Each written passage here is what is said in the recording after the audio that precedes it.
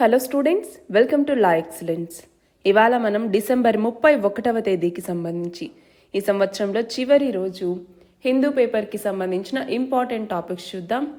అందులో మొదటిది వచ్చేసరికి ఇస్రో ప్రయోగించినటువంటి స్పేడెక్స్ మిషన్కి సంబంధించి, రెండవది వచ్చేసరికి కేరళ అన్నటువంటిది వెంబనాథ్ లేక్ నుంచి ప్లాస్టిక్ని క్లియర్ చేయాలన్నట్టుగా ఒక డ్రైవ్ని చేపడుతుంది.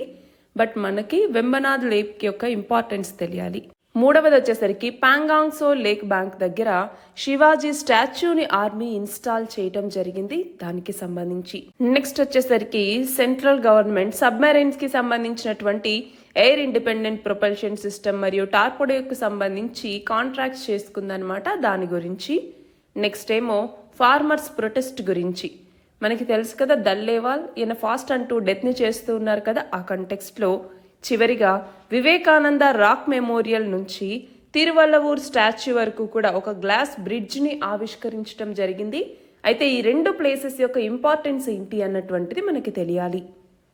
ఇవాల్టి మన ఫస్ట్ ఆర్టికల్ చూడండి, స్పేస్ డాకింగ్ ఎక్స్పెరిమెంట్కి సంబంధించి. దీన్నే స్పాడెక్స్ అంటాం, స్పేస్ డాకింగ్ ఎక్స్పెరిమెంట్ అనేసి. సో దీనిని మనం సైన్స్ అండ్ టెక్నాలజీలో స్పేస్ టెక్నాలజీ అన్నటువంటి టాపిక్ కింద మనం చదువుకుంటాం. అయితే ఏమైంది, మన భారత అంతరిక్ష సంస్థ అయినటువంటి ఇస్రో ఈ స్పేస్ డాకింగ్ ఎక్స్పెరిమెంట్ని చేపట్టడం జరిగింది. ఇది విజయవంతమైంది అన్నటువంటి కంటెక్స్ట్లో ఇవాళ మనం చదువుకుంటున్నాం. ఈ ఇయర్ ఎండింగ్ అన్నటువంటిది ఇస్రోకి ఇలా ముగిసిందనమాట. మరి మీ నెక్స్ట్ ఇయర్ ప్లాన్స్ ఏంటండి? చాలామంది నెక్స్ట్ ఇయర్ రెజల్యూషన్స్ ఏంటి అంటూ ఉంటారు. మనకేమో చాలా వరకు జాబ్ వస్తే చాలరా బాబు అన్నట్టు ఉంటాం, అవునా? మరి మీ రిజల్యూషన్స్ ఏంటి అన్నటువంటిది కమెంట్స్లో పెట్టండి. బట్ ఒకటేంటి అంటే, మనీ అనో జాబ్ అనో దీన్ని కోరుకుంటూ మన యొక్క లైఫ్ని పక్కన పెట్టేస్తామేమో అన్నటువంటిది మాత్రం ఒక్కసారి ఆలోచించండి. అంటే చాలామంది నేను సినిమాకి కూడా వెళ్ళను జాబ్ వచ్చేదాకా, ఏ ఫ్యామిలీ ఫంక్షన్కి అటెండ్ అవ్వను, ఇంటికి కూడా వెళ్ళను నాకు జాబ్ వచ్చేదాకా. అయితే ఏమైందండి? మనం వేస్ట్ చేసే చాలా టైం ఉంటుంది తెలుసా, దాన్ని సినిమాలకి, ఇళ్ళకి, ఫ్యామిలీకి అందరికీ పెట్టచ్చు. సో ఒక్కసారి షెడ్యూల్ చేసుకొని నీట్గా చదువుకోవాలన్న ప్లాన్ వేసుకోండి తప్ప గట్టిగా నేను ఇదిగో భీష్ముడిలా కూర్చుంటాను ఇలా అయితేనే అది కాదు. చాలామంది అన్నీ చేస్తూనే సాధించే వాళ్ళు ఉన్నారు. నీట్గా ఒక షెడ్యూల్ ప్రకారం ఫినిష్ చేసుకుంటారు కాబట్టి వాళ్ళకి అవన్నీ కూడా పాసిబుల్ అవుతాయి. సో ఒకసారి ఈ వైపుగా కూడా ఆలోచించండి. అండ్ మనం అనుకున్న లక్ష్యాన్ని కూడా మనం రీచ్ అయ్యేలాగా షార్ట్ టర్మ్ గోల్స్ అలాగే లాంగ్ టర్మ్ గోల్స్ రెండు కూడా పెట్టుకోండి. సరే, ఇక్కడ చూడండి, స్పాడెక్స్ లేదా స్పేస్ డాకింగ్ ఎక్స్పెరిమెంట్ అంటాం. ఇది ఏంటి అంటే స్పేస్ డాకింగ్ టెక్నాలజీ అన్నటువంటిది ఉంటుంది, దాన్ని డెమాన్స్ట్రేట్ చేసేటటువంటి ఒక మిషన్ అనమాట. సో దీని ద్వారా ఏంటి అంటే, ఏదైనా స్పేస్ క్రాఫ్ట్ అన్నటువంటిది ఉంది అనుకోండి, ఆ స్పేస్ క్రాఫ్ట్ యొక్క డాకింగ్, అన్డాకింగ్ వీటికి ఇది ఎంతగానో ఉపయోగపడుతుంది. మరి ఇందులోకి వచ్చేసరికి మనకి లో ఎర్త్ ఆర్బిట్ LEOలోకి 2 స్పేస్ క్రాఫ్ట్స్ని పంపించడం జరిగింది. అవి ఏంటి అంటే SDX-01 అని అలాగే SDX-02 అని. ఒకటేమో చేజర్, రెండోది వచ్చేసరికి టార్గెట్. సో ఇవి రెండు ఏం చేస్తాయంటే వాటిలో ఉండే సెన్సార్స్, ప్రొపల్షన్ సిస్టమ్స్ వీటిని యూజ్ చేసుకొని ఆటోనామస్గా అవి డాక్ అవుతాయన్నమాట. ఇంకా ఇవి కాకుండా మళ్ళీ మనకి ఎలక్ట్రిక్ పవర్ ట్రాన్స్ఫర్ని టెస్ట్ చేయటం, స్పేస్ క్రాఫ్ట్ కంట్రోల్ని డెమాన్స్ట్రేట్ చేయటం, ఇలాంటి ఆబ్జెక్టివ్స్ అన్నీ కూడా ఉన్నాయి. మరి ఈ మిషన్ యొక్క డ్యూరేషన్ వచ్చేసరికి 2 సంవత్సరాలు. మనకేంటంటే అండి, గగన్యాన్ కావచ్చు, లేదంటే ఇంకేదైనా future machines, for example Chandrayaan 4 కావచ్చు, ఇలాంటివి మన భారతీయ అంతరిక్ష స్టేషన్ని మనం తీసుకొచ్చేటప్పుడు కావచ్చు. సో ఈ టైంలో ఒక స్పేస్ క్రాఫ్ట్ నుంచి ఇంకొక స్పేస్ క్రాఫ్ట్కి మారటానికి మధ్యలో మనకి కొంత స్టే చేసే ప్లేస్ అన్నటువంటిది అవసరం అనమాట. దాన్నే డాకింగ్ మరియు అన్డాకింగ్ అంటాం. ఫర్ ఎగ్జాంపుల్ ఈ స్పేస్ క్రాఫ్ట్ వెళ్ళి ఆల్రెడీ ఇక్కడ ఉన్నటువంటి దీనికి అతుక్కుంటుంది. సో అందులో ఉన్నటువంటి పర్సన్స్ కావచ్చు, థింగ్స్ కావచ్చు, ఇందులోకి మూవ్ అయ్యి అక్కడ నుంచి వేరే చోటికి వెళ్ళటానికి అనమాట. సో దీన్ని డాకింగ్ అంటాము. మళ్ళీ ఆ పని అయిపోయిన తర్వాత ఇదేమో ఇక్కడ నుంచి సపరేట్ అయిపోయి మళ్ళీ ఇది వెళ్ళిపోతుంది, దాన్ని అన్డాకింగ్ అనేసి పిలుస్తూ ఉంటాము. సో అలా డాకింగ్ అన్డాకింగ్ అన్నటువంటిది మనకి అంతరిక్ష స్టేషన్ తీసుకొచ్చేటప్పుడు చాలా చాలా ఇంపార్టెంట్. మరి దాని ఆబ్జెక్టివ్గా ఇప్పుడు దీన్ని చేపట్టడం జరిగింది. మరి దీనిని ఏ లాంచ్ వెహికల్ ద్వారా ప్రయోగించడం జరిగింది? PSLV C60 అన్నటువంటిది. వర్క్ హార్స్ ఆఫ్ ఇస్రో అని కూడా పిలుస్తూ ఉంటాం PSLVని. మరి ఇలాంటి PSLV లేదా పోలార్ శాటిలైట్ లాంచ్ వెహికల్ ద్వారా 470 కిలోమీటర్ల ఆర్బిట్లో, అంటే లో అర్త్ ఆర్బిట్లో దీన్ని ప్రయోగించారనమాట. సో ఇందులోకి వచ్చేసరికి 2 శాటిలైట్స్ కూడా ఆర్బిట్ చేస్తూ వాటి యొక్క రిలేటివ్ వెలాసిటీని తగ్గించుకుంటూ వచ్చి డాకింగ్ అన్నటువంటిది పూర్తి చేసుకుంటాయి. So 2 fast moving space crafts అన్నటువంటివి సేమ్ ఆర్బిట్లోకి వచ్చి దగ్గరగా వచ్చి ఒక సింగిల్ యూనిట్గా జాయింట్ అవుతాయి. సో దాన్నే డాకింగ్ అనేసి పిలుస్తాం. ఆ సింగిల్ యూనిట్గా జాయింట్ అయ్యి అవసరాలు అయిపోయిన తర్వాత మళ్ళీ అవి 2 యూనిట్స్గా సపరేట్ అవుతాయన్నమాట. దాన్నే అన్డాకింగ్ అనేసి పిలుస్తాము. సో ఇది మనకి స్పేస్ ఇన్ఫ్రాస్ట్రక్చర్ని డెవలప్ చేసుకోవటానికి, ఇంటర్ ప్లానటరీ మిషన్స్ లేదా లూనార్ మిషన్స్ని చేపట్టడానికి, హ్యూమన్ స్పేస్ ఫ్లైట్ ప్రోగ్రామ్ని చేపట్టడానికి, అలానే గ్లోబల్ కొలాబరేషన్కి, శాటిలైట్ సర్వీసింగ్కి, వీటన్నిటికీ కూడా ఈ డాకింగ్ మరియు అన్డాకింగ్ అన్నటువంటి ఉపయోగపడతాయి. దాన్ని సాధించడం కోసమే స్పేడక్స్ అన్నటువంటి ఈ మిషన్ అన్నమాట. మన నెక్స్ట్ ఆర్టికల్ చూడండి. వెంబనాథ్ లేక్లో ప్లాస్టిక్ని క్లియర్ చేయటం కోసం కేరళ ఒక మెగా డ్రైవ్ని చేపడుతోంది అన్నట్టుగా. మరి దీనిని మనం చూస్తే ఏ సబ్జెక్ట్లో చదువుకుంటాం? ఎన్వైర్న్మెంట్. ఇందులో ఆర్ అన్నటువంటిది ప్రొనౌన్స్ చేయరండి, అందుకే ఎన్వైర్న్మెంట్ అంటున్నాను. చాలామంది ఎన్వైర్న్మెంట్ అంటున్నారేంటి అని క్వశ్చన్ వేస్తున్నారు. సో ఆర్ అన్నటువంటిది మనకి ఇక్కడ ప్రొనౌన్స్ చేయరు. అలాగే మనకి జాగ్రఫీలో కూడా దీన్ని మనం చదువుకుంటాము. అయితే రీసెంట్గా మనం కనుక చూస్తే ఈ వెంబనాథ్ లేక్లో ప్లాస్టిక్ పొల్యూషన్ అన్నటువంటిది పెరిగిపోతూ వస్తోంది. 2023లో కూడా ఎన్జిటి, నేషనల్ గ్రీన్ ట్రిబ్యునల్ అన్నటువంటిది 10 కోట్ల రూపాయల పెనాల్టీ వేసింది. ఎందుకని? వెంబనాథ్ అలాగే అష్టముది లేక్స్ వీటిని ప్రొటెక్ట్ చేయడంలో కేరళ గవర్నమెంట్ ఫెయిల్ అవుతోంది అన్నట్టుగా. మరి ఆ కంటెక్స్లో అసలు వెంబనాథ్ లేక్ అన్నటువంటిది ఎక్కడ ఉంది, ఎందుకు ఇది ఇంపార్టెంట్ అన్నటువంటిది కనుక మనం చూస్తే కేరళలో లార్జెస్ట్ లేక్ ఈ వెంబనాథ్ లేక్ అన్నటువంటిది. అట్లానే ఇండియాలో కనుక చూసుకుంటే లాంగెస్ట్ లేక్ ఈ వెంబనాథ్ లేక్ అన్నటువంటిది. దీన్నే వెంబనాథ్ కయల్ అని, వెంబనాథ్ కోల్ అనేసి, పున్నమద లేక్ అనేసి, అలాగే కొచ్చి లేక్ అనేసి ఇలా వివిధ రకాలుగా పిలుస్తూ ఉంటారు. మరి ఈ లేక్లోకి వచ్చేసరికి వాటర్ సోర్స్ అన్నటువంటిది ఎక్కడి నుంచి వస్తుంది అంటే మొత్తం 4 రివర్స్ నుంచి ఇక్కడికి వాటర్ సోర్స్ అన్నటువంటిది వస్తుంది. ఒకటి వచ్చేసరికి మీనాచిల్ అన్నటువంటి రివర్, రెండవది వచ్చేసరికి అచన్కోవిల్ అన్నటువంటి రివర్, మూడవది వచ్చేసరికి పంపా నది, నాలుగవది వచ్చేసరికి మణిమాలా రివర్. ఈ 4 రివర్స్ నుంచి కూడా వెంబనాథ్ లేక్కి వాటర్ అన్నటువంటిది వస్తుంది. అయితే మనం గమనించాలి, అది ఏంటి అంటే కేరళలో బ్యాక్ వాటర్స్లో భాగంగా ఈ వెంబనాథ్ లేక్ అన్నటువంటిది ఉంది. సో వెంబనాథ్ లేక్ మధ్యలో చిన్న బ్యారియర్ ఐలాండ్ ఉంటుంది. దాని తర్వాత అరేబియన్ సీ, అంటే అరేబియన్ సీని అలాగే ఒక చిన్న ఐలాండ్, దాని తర్వాత వెంబనాథ్ లేక్ అన్నటువంటిది. మరి ఇక్కడ మనం చూస్తే ప్రతి సంవత్సరం ఆగస్టులో ఈ వెంబనాథ్ లేక్లో వల్లం కలి అనేటటువంటి ఒక స్నేక్ బోట్ రేస్ అన్నటువంటిది జరుగుతుందన్నమాట. దీన్నే నెహ్రూ ట్రోఫీ బోట్ రేస్ అని కూడా పిలుస్తూ ఉంటాం. చిన్న చిన్న సన్నని బోట్స్తో ఇక్కడ పోటీ అన్నటువంటిది జరుగుతుంది కాబట్టి స్నేక్ బోట్ రేస్ అనేసి పేరు వచ్చింది.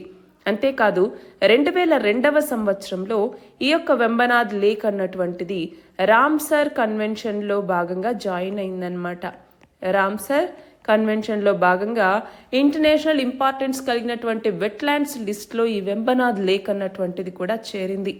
అంతేకాదు నేషనల్ వెట్లాండ్స్ కన్జర్వేషన్ ప్రోగ్రాం కింద మన భారతదేశం ఈ యొక్క వెంబనాథ్ లేక్ని గుర్తించింది కూడా. మరి ఈ యొక్క లేక్ ఈస్ట్ కోస్ట్లో ఒక బర్డ్ శాంక్చురీ అన్నటువంటిది ఉంటుంది. అదే కుమారకం బర్డ్ శాంక్చురీ అన్నటువంటిది. సో ఇంపార్టెంట్ అండి, మనకి జియోగ్రఫీ పరంగా దీని గురించి క్వశ్చన్స్ అడిగే అవకాశం ఉంది. మన నెక్స్ట్ ఆర్టికల్ చూడండి. ఇండియన్ ఆర్మీ పాంగాంగ్సో లేక్ యొక్క బ్యాంక్లో శివాజీ స్టాచ్యూని నెలకొల్పటం జరిగింది. మరి మరాఠా వారియర్ అయినటువంటి ఛత్రపతి శివాజీ మహారాజ్ ఈయన యొక్క విగ్రహాన్ని ఈస్టర్న్ లదాఖ్లో ఉన్నటువంటి పాంగాంగ్సో లేక్ దగ్గర నెలకొల్పారు. మరి దీని యొక్క ఆల్టిట్యూడ్ మనం చూస్తే 14,300 అడుగుల ఎత్తులో లైన్ ఆఫ్ యాక్చువల్ కంట్రోల్ దగ్గర LAC అంటే ఏంటి, మనకి చైనాతో బార్డర్ అన్నటువంటిది ఇక్కడ ఉంది. ఆ దగ్గరలో దీన్ని అన్వీల్ చేయటం జరిగింది. సో దీని ద్వారా శివాజీ యొక్క స్పిరిట్ మరియు లెగసీని సెలబ్రేట్ చేయటం లక్ష్యంగా, అలాగే ఈ ఇండియన్ రూలర్ యొక్క కరేజ్ కావచ్చు, అతని యొక్క వాల్యూస్ని సింబలైజ్ చేస్తూ ఈ స్టాచ్యూని తీసుకొచ్చారు. అయితే దీని అవసరం ఏముంది, అసలు దీని రిలవెన్స్ ఏంటి అన్నట్టుగా ఇప్పుడు చాలా ప్రశ్నలు అన్నటువంటివి తలెత్తుతూ ఉన్నాయి. ఎందుకు అంటే ఈ స్టాచ్యూ అన్నటువంటిది అక్కడ ఎలాంటి కల్చరల్ రిలవెన్స్ లేదు, అట్లానే కన్సల్టేషన్ కూడా సరిగ్గా లేదు అన్నట్టుగా కాంట్రవర్సీ అనమాట. బట్ మనం గమనించాలి, ఇండియా చైనా టెన్షన్స్ ఏవైతే ఆన్గోయింగ్ ఉన్నాయో వాటికి సంబంధించి మన సావర్నిటీని తెలియజేసే లక్ష్యంగా ఈ స్టాచ్యూని అక్కడ ఉంచారు. మన ఇండియన్ ఇన్ఫ్రాస్ట్రక్చర్ మరియు డిఫెన్స్ ఎన్హాన్స్మెంట్ ఏదైతే లదాఖ్లో చేపడుతూ ఉన్నారో దాంట్లో పార్ట్గా దీన్ని కూడా చేపట్టడం జరిగింది. మరి మనం చూస్తే ఛత్రపతి శివాజీ, దీన్ని సైన్స్ అండ్ టెక్నాలజీలో మనము డిఫెన్స్ టెక్నాలజీ అన్నటువంటి టాపిక్ కింద చదువుకుంటాము. అయితే ఛత్రపతి శివాజీ మహారాజ్ మరాఠా కింగ్ ఈయన, ఆయన యొక్క మిలిటరీ టాక్టిక్స్ అన్నటువంటివి చాలా ఆదర్శనీయం. Symbol of courage, symbol of జస్టిస్గా మనం చెప్పుకుంటూ ఉంటాము. అంతేకాదు మనం గమనిస్తే ఫైర్ అండ్ ఫ్యూరీ కాప్స్ అని కూడా మనం తీసుకురావటం జరిగింది. లేహ్లో వీళ్ళని తీసుకురావటం ద్వారా ఇటు లదాఖ్ రీజియన్, ఎస్పెషల్లీ ఎల్ఏసి దగ్గర రీజియన్లో డిఫెండ్ చేయడానికి వీళ్ళు రెస్పాన్సిబుల్ అన్నమాట. సో అది గమనించాలి. లదాఖ్ అన్నటువంటిది కూడా న్యూస్లో ఉందండి. ఎందుకు 6th షెడ్యూల్ స్టేటస్ కావాలి అని చెప్పేసి, అట్లానే మాకు స్టేట్హుడ్ ఉండాలి అని చెప్పేసి ఈ మధ్య మొత్తం న్యూస్లో ఉంది కదా. సో ఆ కంటెక్స్లో కూడా ఇది ఇంపార్టెంట్. 2019లో Jammu and Kashmir reorganisation act ద్వారా అప్పటిదాకా జమ్మూ అండ్ కాశ్మీర్లో భాగంగా ఉన్నటువంటి లదాఖ్కి ఆ తర్వాత యూనియన్ టెరిటరీ స్టేటస్ అన్నటువంటిది ఇవ్వటం జరిగింది. బట్ లదాఖ్లో అసెంబ్లీ అన్నటువంటిది లేదు, ఇది మనం గమనించాలి. అట్లానే ఎల్ఏసి అన్నాం ఇందాక, లైన్ ఆఫ్ యాక్చువల్ కంట్రోల్. ఏంటది? ఇది ఒక డిమార్కేషన్ లైన్. ఇండియా అలాగే చైనీస్ కంట్రోల్డ్ టెరిటరీ ఏదైతే ఉందో దాన్ని సపరేట్ చేస్తూ తీసుకొచ్చినటువంటి లైనే లైన్ ఆఫ్ యాక్చువల్ కంట్రోల్. పర్టికులర్గా ఇది లదాఖ్కి సంబంధించి చాలా రిలవెంట్ అన్నమాట. మన నెక్స్ట్ ఆర్టికల్ చూడండి. సబ్మెరైన్స్కి సంబంధించిన ఎయిర్ ఇండిపెండెంట్ ప్రొపల్షన్ సిస్టమ్, అలానే టార్పెడోస్, వీటికి సంబంధించిన కాంట్రాక్ట్స్ మీద కేంద్ర ప్రభుత్వం సంతకాలు చేసింది. దీనికి కూడా మనం సైన్స్ అండ్ టెక్నాలజీలో డిఫెన్స్ టెక్నాలజీ అన్నటువంటి టాపిక్ కింద చదువుకుంటాము. అయితే ఇక్కడ సబ్మెరైన్స్ అన్నటువంటివి మనకి తెలుసు కదా. ఈ సబ్మెరైన్స్లో ఎయిర్ ఇండిపెండెంట్ ప్రొపల్షన్ సిస్టమ్ అన్నటువంటిది ఉంటుంది. ఏంటి ఎయిర్ ఇండిపెండెంట్ ప్రొపల్షన్ అంటే? నార్మల్గా మనకి సబ్మెరైన్స్లో డీజిల్ సబ్మెరైన్స్ అని చెప్పేసి, అట్లానే న్యూక్లియర్ సబ్మెరైన్స్ అని చెప్పేసి ఇలా 2 రకాలు ఉంటాయి. నార్మల్గా డీజిల్ ఎలక్ట్రిక్ సబ్మెరైన్స్ అనమాట. సో ఇవి మనం చూస్తే వాటిలో జనరేటర్స్ అనేసి ఉంటాయి. ఈ జనరేటర్స్ అన్నటువంటివి వాటి యొక్క బ్యాటరీస్ని రీఛార్జ్ చేసుకోవాలి. సో ఎక్కువ టైం ఇవి వాటర్లో ఉండలేవు కాబట్టి ఇవి సర్ఫేస్ వద్దకి రావాలి. అలా సర్ఫేస్ వద్దకు వచ్చినప్పుడు ఎనిమీస్ వాటిని గుర్తించే అవకాశం ఎక్కువగా ఉంటుంది. కానీ ఎయిర్ ఇండిపెండెంట్ ప్రొపల్షన్ సిస్టంలోకి వచ్చేసరికి ఎలా ఉంటుంది అంటే, ఇందులో బ్యాటరీస్ అన్నటువంటివి ఉంటాయి. ఆ బ్యాటరీస్ ఎప్పుడైతే ఆ బోట్ అంటే సబ్మెరైన్ అన్నటువంటిది సబ్మర్జ్ అయి ఉంటుందో ఆ టైంలో కూడా అవి ఛార్జ్ అవుతాయన్నమాట. సో దానివల్ల ఫ్రీక్వెంట్గా సర్ఫేస్కి రావాల్సిన అవసరం అన్నటువంటిది ఉండదు. అయితే ఎయిర్ ఇండిపెండెంట్ ప్రొపల్షన్ సిస్టమ్ ఉంటే మరి సర్ఫేస్ మీదకి రానవసరం లేదా అంటే అవసరమే, కానీ చాలా తక్కువ అనమాట. దాంతో కంపేర్ చేసుకుంటే డీజిల్ సబ్మెరైన్స్ అన్నటువంటివి చాలా ఎక్కువగా సర్ఫేస్కి రావాల్సి ఉంటుంది. మరి దీనివల్ల ఉండేటటువంటి అడ్వాంటేజెస్ ఏంటి? అయితే ఇంకొకటి ఏంటి అంటే, మనకి మిసైల్స్ అనేసి టార్పెడోస్ అనేసి ఉంటాయి డిఫెన్స్లో. సో మనకి మిసైల్స్ అంటే ఏంటి?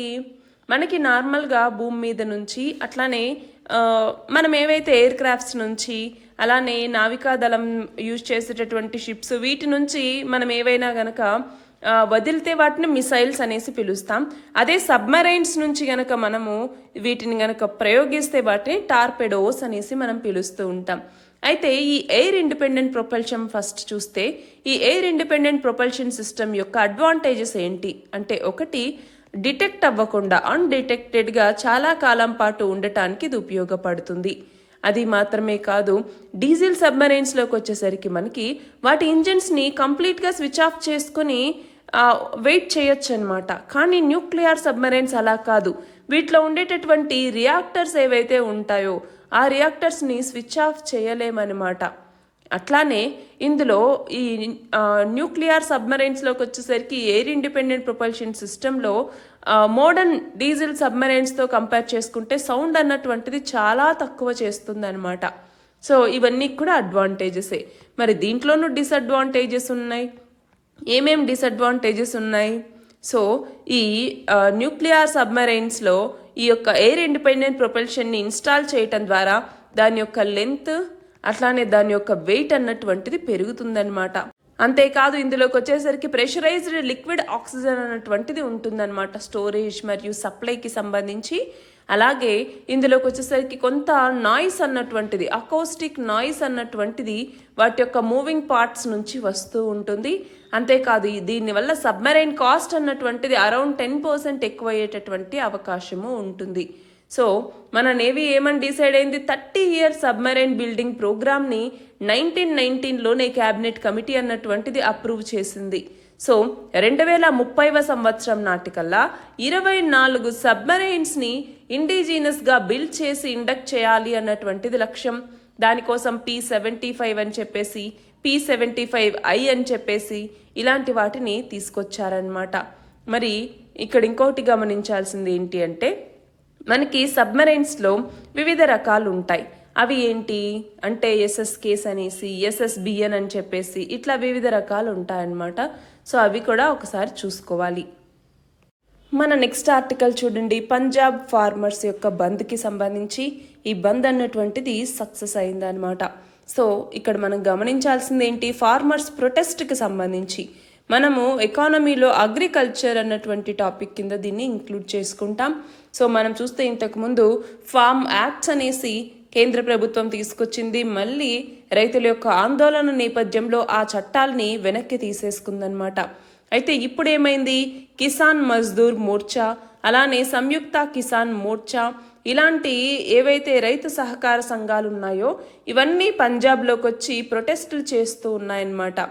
ఏమని అంటే, ఒకటి మినిమం సపోర్ట్ ప్రైస్ అన్నటువంటిది ఇవ్వాలి, దీనికి లీగాలిటీ అన్నటువంటిది కల్పించాలి అనేసి. అంతేకాదు ఎంఎస్పిని అన్ని క్రాప్స్కి కూడా వర్తించేలాగా చేయాలి. అంతేకాకుండా ఈ క్రాప్ ప్రైసెస్ ఏవైతే ఉన్నాయో వీటిని డాక్టర్ ఎంఎస్ స్వామినాథన్ కమిటీ ఏదైతే చెప్పిందో ఆ కమిషన్ యొక్క రిపోర్ట్ ప్రకారం క్రాప్ ప్రైసెస్ అన్నటువంటిది ఇవ్వండి.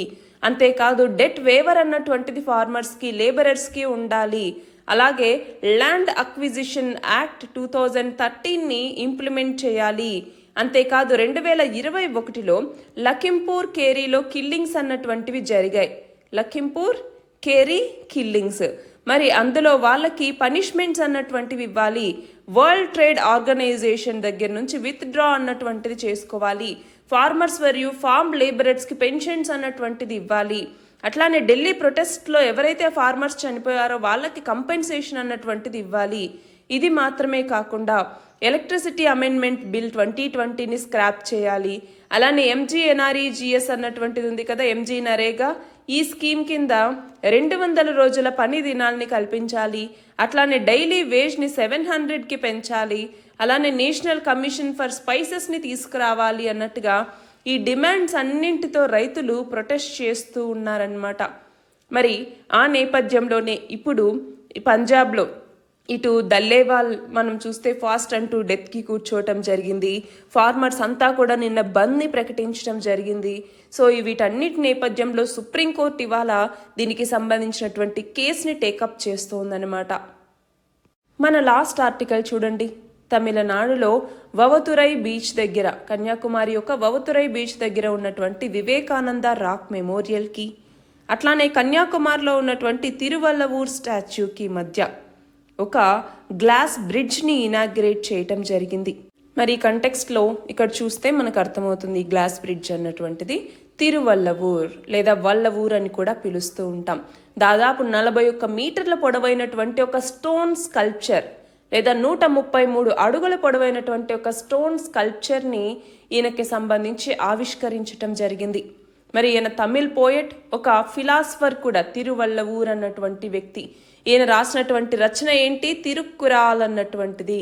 తిరుక్కురాల్ అన్నటువంటిది ఏన్షియంట్ తమిళ్ వర్క్ అనమాట మొరాలిటీ మీద. మరి ఈ తిరువల్లవూర్ స్టాచ్యూ అన్నటువంటిది కన్యాకుమారి దగ్గరలో ఉన్నటువంటి ఒక చిన్న ఐలాండ్ మీద దీన్ని నెలకొల్పారనమాట. మనకి southern most point of Indian peninsula in the state of Tamil Nadu. So మనం ఇక్కడ గనక మనం చూస్తే ఇటు బే ఆఫ్ బెంగాల్, అలాగే అరేబియన్ సీ, అలాగే ఇండియన్ ఓషన్ ఇవన్నీ కూడా మీట్ అయ్యేటటువంటి ప్రదేశం. మరి ఈ స్టాచ్యూని కట్టించింది అంటే ఆ స్కల్ప్ చేసింది ఎవరు అంటే వి గణపతి స్థాపతి అన్నటువంటి వ్యక్తి అనమాట. మనం చూస్తే సేమ్ ఇతనే అక్కడ ఐరైవన్ టెంపుల్ ని కూడా క్రియేట్ చేసినటువంటి వ్యక్తి. అయితే ఇప్పుడు మనం చూస్తే ఇది మన ఇండియాలో 25th లార్జెస్ట్ స్టాచ్యూ అనమాట, తిరువల్లవూర్ స్టాచ్యూ. అలానే రెండవది మనం చూస్తే వివేకానంద రాక్ మెమోరియల్ అన్నటువంటిది. కన్యాకుమారి దగ్గర ఈ వివేకానంద రాక్ మెమోరియల్ ని నెలకొల్పటం జరిగింది. మనం చూస్తే 1892వ సంవత్సరంలో స్వామి వివేకానంద అక్కడికి వెళ్ళి కన్యాకుమారి షోర్స్ దగ్గర ఉండేటటువంటి ఈ రాక్ మీద మెడిటేషన్ చేయటం జరిగింది. అక్కడే ఆయనకి ఎన్లైట్మెంట్ అయింది అన్నట్టుగా కూడా చెప్తారనమాట. 3 days 3 nights ఆయన అక్కడ స్పెండ్ చేయటం జరిగింది.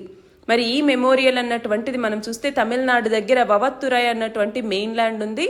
దాని నుంచి 500 మీటర్ల లోపల 2 రాక్స్ మధ్య ఈ మెమోరియల్ అన్నటువంటిది ఉందన్నమాట. ఒక చిన్న రాకీ ఐలెట్ ఇది. సో ఇక్కడ 2 మెయిన్ స్ట్రక్చర్స్ ఉన్నాయి. ఒకటి వివేకానంద మండపం, 2 శ్రీపాద మండపం అని చెప్పేసి. సో ఈ మెమోరియల్ యొక్క సిగ్నిఫికెన్స్ ఏంటి అంటే, ఒకటి స్వామి వివేకానంద మన స్పిరిచువల్ లీడర్ ఈ అన్ని గుర్తు చేసుకుంటూ కన్స్ట్రక్ట్ చేసినటువంటిది. దీనిని 1970వ సంవత్సరంలో అప్పటి ప్రెసిడెంట్ ఆఫ్ ఇండియా అయినటువంటి వివి గిరి ఈయన ఇనాగ్రేట్ చేశారనమాట. సో ఈ నేపథ్యంలో ఈ 2 ప్లేసెస్ కూడా మనకి ఇంపార్టెంట్. ఒక అనౌన్స్మెంట్ అండి, అది ఏంటి అంటే ఇవాల్టి వరకే ఈ హిందూ పేపర్ అనాలిసిస్ అండి. సో త్వరలోనే కరెంట్ అఫైర్స్ అన్నీ కవర్ అయ్యేలాగా ఒక కొత్త ఇనిషియేటివ్ని లా ఎక్సలెన్స్ తీసుకొస్తుంది. మరి మనము చదువుకునేటప్పుడు అండి షెడ్యూల్ వేసుకొని నీట్గా అవర్లీ, డైలీ, వీక్లీ, అలాగే మంత్లీ కూడా షెడ్యూల్ వేసుకొని ఎంతవరకు కవర్ చేస్తున్నాం, ఎన్ని రివిజన్స్ చేస్తున్నాం అన్నటువంటి సరిగ్గా చూసుకుని మల్టిపుల్ రివిజన్స్ చేస్తూ కరెంట్ అఫైర్స్ని నీట్గా కవర్ చేసుకుంటూ మనం కనుక చేసుకోగలిగితే ఎగ్జామ్ అన్నటువంటిది ఖచ్చితంగా క్లియర్ చేస్తాం. So all the very best మీ అందరికీ కూడా. బాగా చదవండి, ఎగ్జామ్ బాగా రాయాలి. So once again, మీ అందరికీ all the very best and thank you for your support.